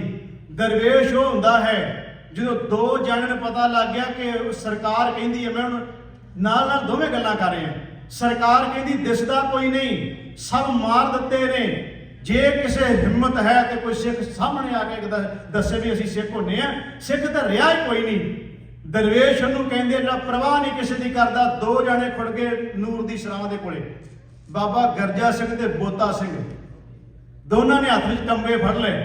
ਉਹਨੇ ਕਿਹਾ ਕਿਹੜਾ ਮਾਈ ਦਾ ਲਾਲ ਜੰਮਿਆ ਜਿਹੜਾ ਗੁਰੂ ਗੋਬਿੰਦ ਸਿੰਘ ਦੇ ਖਾਲਸੇ ਨੂੰ ਕਹਿੰਦਾ ਰਿਹਾ ਕੋਈ ਨਹੀਂ। ਦੋਵਾਂ ਜਾਣਿਆਂ ਨੇ ਡੰਡਾ ਇੱਕ ਗੱਡ ਕੇ ਉੱਤੇ ਝੰਡਾ ਲਾ ਕੇ ਕਿਹਾ ਉਹ ਤੁਸੀਂ ਕਹਿੰਦੇ ਹੋ ਸਿੱਖ ਕੋਈ ਨਹੀਂ ਰਿਹਾ, ਸਿੱਖਾਂ ਨੇ ਤੇ ਰਾਜ ਕਾਇਮ ਕਰ ਦਿੱਤਾ ਹੈ। ਇਹਨੂੰ ਕਹਿੰਦੇ ਦਰਵੇਸ਼। ਉਹਨੇ ਕਿਹਾ ਫਿਰ ਜੇ ਇਸ ਤਰ੍ਹਾਂ ਤੇ ਜਿੰਨੇ ਲੰਘਣਾ ਹੋਏਗਾ ਉਹਨੂੰ ਜੇ ਕਿਸੇ ਨੇ ਗੱਡਾ ਲੈ ਕੇ ਜਾਣਾ ਇੰਨੇ ਪੈਸੇ ਦੇਣੇ ਪੈਣਗੇ, ਜੇ ਪੈਦਲ ਜਾਣਾ ਤੇ ਇੰਨੇ ਪੈਸੇ ਦੇਣੇ ਪੈਣਗੇ। ਜੋ ਕੁਝ ਉੱਥੇ ਵਸੂਲ ਲਾ ਲਿਆ ਉਹਨਾਂ ਨੇ। ਸਰਕਾਰ ਤਾਂ ਗੱਲ ਪਹੁੰਚੀ। ਉਹਨੇ ਕਿਹਾ ਸਿੱਖ ਤਾਂ ਰਿਹਾ ਕੋਈ ਨਹੀਂ, ਤੁਸੀਂ ਕਹਿੰਦੇ ਰਾਜ ਕਾਇਮ ਹੋ ਗਿਆ। ਉਹਨੇ ਕਿਹਾ ਜਾ ਕੇ ਵੇਖੋ ਨੂਰ ਦੀ ਦੇ ਕੋਲੇ ਸਿੱਖਾਂ ਨੇ ਆਪਣਾ ਰਾਜ ਬਣਾ ਲਿਆ ਜੀ ਉੱਥੇ। ਤੇ ਤੁਸੀਂ ਦੇਖੋ ਦੋ ਜਣਿਆਂ ਨੂੰ 2200 ਬੰਦਾ ਭੇਜਿਆ ਮਾਰਨ ਵਾਸਤੇ। ਇਹਨੇ ਡਰੇ ਪਏ ਸਨ। ਮੈਂ ਕਹਿ ਰਿਹਾ ਕਿ ਇਹ ਬੜੀ ਬਿਗਮ ਘਾਟੀ ਹੈ। ਹਰੇਕ ਹਾਰੀ ਸਾਰੀ ਬੰਦੇ ਨੂੰ ਕਹਿ ਦੇਣਾ ਜੀ ਇਹ ਦਰਵੇਸ਼ ਹੈ ਜੀ, ਇਹ ਸੰਤ ਹੈ ਜੀ, ਇਹ ਬਾਬਾ ਜੀ ਹੈ ਜੀ, ਫਲਾਨਾ ਗੁਰਮੁਖੋ ਨਹੀਂ। ਇਸ ਤੱਕ ਪਹੁੰਚਣ ਲਈ ਮੰਜ਼ਿਲ ਬੜੀ ਔਖੀ ਹੈ, ਬਿਗਮ ਘਾਟੀ ਹੈ। ਐਵੇਂ ਹਰੇਕ ਹਾਰੀ ਸਾਰੀ ਨੂੰ ਇਹ ਸ਼ਬਦ ਨਾ ਕਹਿ ਦਿਆ ਕਰੀਏ। ਸਤਿਗੁਰੂ ਮਹਾਰਾਜ ਜੀ ਕਹਿੰਦੇ ਨੇ ਕਿ ਦਰਵੇਸ਼ੀ ਕੋ ਜਾਣ ਸੀ ਵਿਰਲਾ ਕੋ ਦਰਵੇਸ਼, ਜੇ ਕਰ ਕਰ ਹੰਡੇ ਮੰਗਦਾ ਤਿਗ ਜੀਵਨ ਤਿਗ ਵੇਸ਼। ਤੇ ਗੁਰੂ ਅਮਰਦਾਸ ਮਹਾਰਾਜ ਜੀ ਇਸੇ ਸ਼ਲੋਕ ਵਿੱਚ ਕਹਿ ਦਿੱਤਾ, ਕਹਿੰਦੇ ਮੇਰਾ ਜੀ ਕਰਦਾ ਜੇ ਦਰਵੇਸ਼ ਹੋਵੇ ਮੈਂ ਉਹਦੇ ਚਰਨ ਧੋ ਦਿਆਂ। ਦੇਖੋ ਮਹਾਰਾਜ ਨੇ ਦੋਵੇਂ ਪੱਖ ਰੱਖੇ। ਮਹਾਰਾਜ ਕਹਿੰਦੇ ਦਰਵੇਸ਼ ਮਿਲ ਤਾਂ ਪਵੇ, ਮੈਂ ਉਹਦੇ ਚਰਨ ਧੋਣੇ ਚਾਹੁੰਦਾ, ਪਰ ਕਿਹੋ ਜਿਹਾ ਹੋਵੇ? ਜੇ ਆਸਾ ਅੰਦੇਸਾ ਤਜ ਰਹੇ, ਉਹ ਵਾਸ਼ਨਾਵਾਂ ਤੋਂ ਮੁਕਤ ਹੋ ਜਾਏ, ਉਹ ਆਸਾ ਮਨਸਾ ਤੋਂ ਮੁਕਤ ਹੋ ਜਾਏ। ਜੇ ਆਸਾ ਅੰਦੇਸਾ ਤਜ ਰਹੇ ਗੁਰਮੁਖ ਭਿਖਿਆ ਨਾਉ, ਉਹ ਗੁਰੂ ਦੇ ਦਰ ਤੇ ਡਿੱਗ ਕੇ ਨਾਮ ਦੀ ਭਿਖਿਆ ਮੰਗਣ ਵਾਲਾ ਹੋਵੇ। ਤੇ ਗੁਰੂ ਅਮਰਦਾਸ ਮਹਾਰਾਜ ਜੀ ਕਹਿੰਦੇ ਤਿਸ ਕੈ ਚਰਨ ਪਖਾਲੀ ਹੈ। ਵੇਖੋ ਗੁਰੂ ਅਮਰਦਾਸ ਮਹਾਰਾਜ ਨੇ ਪਹਿਲੀ ਤੁਕ ਵਿੱਚ ਕਿਹਾ ਫਟਕਾਰ ਹੈ ਉਹਦੇ ਜੀਵਨ ਨੂੰ, ਦੂਸਰੀ ਤੁਕ ਵਿੱਚ ਕਹਿੰਦੇ ਮਿਲ ਪਵੇ ਕੋਈ ਤੇ ਜੀ ਕਰਦਾ ਉਹਦੇ ਚਰਨ ਧੋ ਦਿਆਂ। ਇਹਦਾ ਮਤਲਬ ਮਹਾਰਾਜ ਨਫ਼ਰਤ ਥੋੜਾ ਕਰ ਰਹੇ ਆ, ਨਫ਼ਰਤ ਨਹੀਂ ਕਰ ਰਹੇ ਮਹਾਰਾਜ। ਮਹਾਰਾਜ ਕਹਿੰਦੇ ਜੇ ਹਕੀਕਤ ਵਿੱਚ ਦਰਵੇਸ਼ ਬਣਨਾ ਤੇ ਬਣ ਕੇ ਵਿਖਾ, ਫਿਰ ਢੌਂਗ ਨਾ ਰਚ। ਦਰਵੇਸ਼ੀ ਕੋ ਜਾਣ ਸੀ ਵਿਰਲਾ ਕੋ ਦਰਵੇਸ਼, ਜੇ ਕਰ ਕਰ ਹੰਡੇ ਮੰਗਦਾ ਤਿਗ ਜੀਵਨ ਤਿਗ ਵੇਸ਼। ਜੇ ਆਸਾ ਦੇਸਾ ਤਜ ਰਹਿ ਗੁਰਮੁਖ ਭਿਖਿਆ ਨਾਉ, ਤਿਸ ਕੈ ਚਰਨ ਪਖਾਲੀਏ ਨਾਨਕ ਹਉ ਬਲਿਹਾਰੈ ਜਾਉ। ਗੁਰੂ ਅਮਰਦਾਸ ਮਹਾਰਾਜ ਜੀ ਕਹਿੰਦੇ ਬਲਿਹਾਰ ਜਾਵਾਂ ਮੈਂ ਉਹਦੇ ਤੋਂ, ਕੁਰਬਾਨ ਜਾਵਾਂ ਮੈਂ ਉਹਦੇ ਤੋਂ, ਜੇ ਮੈਨੂੰ ਕੋਈ ਦਰਵੇਸ਼ ਮਿਲ ਪਵੇ। ਤੇ ਬਾਬਾ ਫਰੀਦ ਸਾਹਿਬ ਜੀ ਖੁਦ ਕਹਿ ਰਹੇ ਨੇ, ਕਹਿੰਦੇ ਮੈਂ ਦਰਵੇਸ਼ ਨਹੀਂ, ਲੋਕ ਮੈਨੂੰ ਕਹਿ ਰਹੇ ਨੇ। ਉਹ ਅੱਗੇ ਸ਼ਬਦ ਹੋਣੇ ਉਹਨਾਂ ਚੱਲ ਕੇ ਕਿ ਕਾਲੇ ਮਹਿੰਦੇ ਕੱਪੜੇ ਕਾਲਾ ਮਹਿੰਦਾ ਵੇਸ਼, ਗੁਨਾਹੀ ਭਰਿਆ ਮੈਂ ਫਿਰਾਂ, ਲੋਕ ਕਹੇ ਦਰਵੇਸ਼। ਨਿਮਰਤਾ ਭਰੇ ਸ਼ਬਦ ਨੇ। ਅੱਜ ਦਾ ਸ਼ਲੋਕ ਬਾਬਾ ਫਰੀਦ ਜੀ ਦੇ ਉੱਤੇ ਨਹੀਂ ਢੁਕਦਾ, ਉਹਨਾਂ ਦੇ ਜੀਵਨ ਦੀ ਵਿਆਖਿਆ ਨਹੀਂ ਕਰ ਰਿਹਾ, ਕਿਉਂਕਿ ਉਹ ਤੇ ਦਰਵੇਸ਼ ਨੇ, ਸੱਚਮੁੱਚ ਰੱਬ ਦੇ ਭਗਤ ਨੇ, ਪਿਆਰੇ ਨੇ, ਉਹਦੇ ਦਰਬਾਰ ਤੇ ਪ੍ਰਭੂ ਦੇ ਦਰ ਉੱਤੇ ਡਿੱਗੇ ਹੋਏ ਨੇ। ਉਹ ਤੇ ਇਸ ਦਾ ਕਹਿੰਦੇ ਨੇ ਰੱਬਾ ਜੇ ਕਿਤੇ ਉਹ ਦਿਨ ਆਵੇ ਵੀ ਮੈਨੂੰ ਕਿਸੇ ਦੇ ਦਰਵਾਜ਼ੇ ਤੇ ਜਾਣਾ ਪਵੇ, ਮੇਰੀ ਜਿੰਦ ਕੱਢ ਲਈ। ਉਹ ਜਿਹਾ ਦਰਵੇਸ਼ ਹੈ ਬਾਬਾ ਫਰੀਦ। ਫਰੀਦਾ ਬਾਰ ਪਰਾਏ ਬੈਸਣਾ ਸਾਈਂ ਮੁਝੇ ਨਾ ਦੇ, ਜੇ ਤੂੰ ਐਵੇਂ ਰੱਖਸੀ ਜੀਓ ਸਰੀਰੋਂ ਲੈ, ਰੱਬ ਜੀ ਮੇਰੀ ਜਿੰਦ ਕੱਢ ਦਿਓ ਪਰ ਕਿਸੇ ਦੇ ਦਰਵਾਜ਼ੇ ਤੱਕ ਮੈਨੂੰ ਜਾਣ ਦਿਓ ਜੀ। ਉਹ ਦਰਵੇਸ਼ ਹੁੰਦਾ। ਅੱਜ ਦਾ ਜੋ ਸ਼ਬਦ ਕਹਿ ਰਹੇ ਨੇ ਬਾਬਾ ਫਰੀਦ ਸਾਹਿਬ ਜੀ, ਇੱਕ ਵਾਰ ਫਿਰ ਦੁਹਰਾ ਦਿਆਂ ਮੈਂ ਕਿ ਫਰੀਦਾ ਦਰ ਦਰਵੇਸ਼ੀ ਗਾਖੜੀ ਬੜੀ ਬਿਖਮ ਘਾਟੀ ਹੈ, ਇਹ ਮੰਜ਼ਿਲ ਬੜੀ ਔਖੀ ਹੈ। ਬਾਬਾ ਫਰੀਦ ਸਾਹਿਬ ਕਹਿੰਦੇ ਚੱਲਾਂ ਦੁਨੀਆ ਭੱਤ, ਮੈਂ ਦੁਨੀਆਦਾਰ ਵਾਂਗ ਚੱਲ ਰਿਹਾ, ਜਿਵੇਂ ਦੁਨੀਆਦਾਰ ਚੱਲਦੇ ਉਵੇਂ ਮੈਂ ਚੱਲਦਾ ਪਿਆ। ਪਰ ਕਹਿੰਦੇ ਲੋਕੀ ਮੈਨੂੰ ਦਰਵੇਸ਼ ਆਖੀ ਜਾ ਰਹੇ ਨੇ, ਮੈਂ ਦਰਵੇਸ਼ ਨਹੀਂ। ਇਹ ਨਿਮਰਤਾ ਭਰਿਆ ਸ਼ਬਦ ਹੈ। ਫਰੀਦਾ ਦਰ ਦਰਵੇਸ਼ੀ ਗਾਖੜੀ ਚੱਲਾਂ ਦੁਨੀਆ ਭੱਤ, ਬੰਨ ਉਠਾਈ ਪੋਟਲੀ, ਮੈਂ ਦੁਨੀਆਦਾਰੀ ਵਾਲੀ, ਲੋਭ ਵਾਲੀ, ਮੋਹ ਵਾਲੀ, ਮਮਤਾ ਵਾਲੀ ਪੋਟਲੀ ਸਿਰ ਤੇ ਬੰਨ ਲਈ ਹੈ। ਕਿੱਥੇ ਵੰਝਾਂ ਘੱਤ, ਕਿੱਥੇ ਜਾ ਕੇ ਸੁੱਟਾਂ, ਜਗ੍ਹਾ ਨਹੀਂ ਲੱਭਦੀ ਪਈ। ਇਹਦਾ ਮਤਲਬ ਇਹ ਬਣ ਗਿਆ ਬਾਬਾ ਫਰੀਦ ਸਾਹਿਬ ਦਾ ਸ਼ਲੋਕ ਇਹ ਕਹਿ ਰਿਹਾ ਕਿ ਹੇ ਭਾਈ ਜੋ ਤੂੰ ਹੈ ਉਹ ਸੱਚਮੁੱਚ ਬਣ, ਚਾਹੇ ਗੁਰਸਿੱਖ ਹੈ, ਚਾਹੇ ਭਗਤ ਹੈ, ਚਾਹੇ ਸੰਤ ਹੈ, ਚਾਹੇ ਬ੍ਰਹਮ ਗਿਆਨੀ ਹੈ, ਚਾਹੇ ਫਕੀਰ ਹੈ, ਚਾਹੇ ਦਰਵੇਸ਼ ਹੈ, ਜੋ ਮਰਜ਼ੀ ਸ਼ਬਦ ਵਰਤੋ। ਮਹਾਰਾਜ ਕਹਿੰਦੇ ਜੇ ਤੂੰ ਹੈ ਤੇ ਸੱਚਮੁੱਚ ਬਣ ਕੇ ਵਿਖਾ, ਢੌਂਗ ਨਾ ਰਚ।